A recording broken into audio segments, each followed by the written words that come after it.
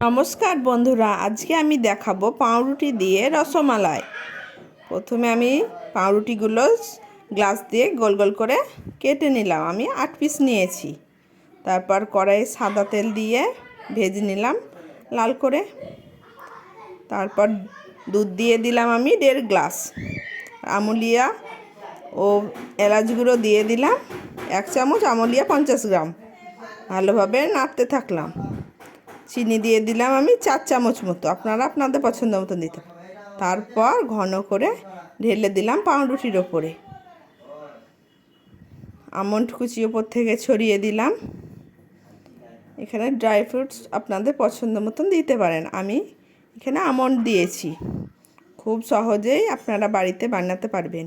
এরকম একদিন বাড়িতে তৈরি করুন, খুব ভালো লাগবে, খুব টেস্টি। ধন্যবাদ।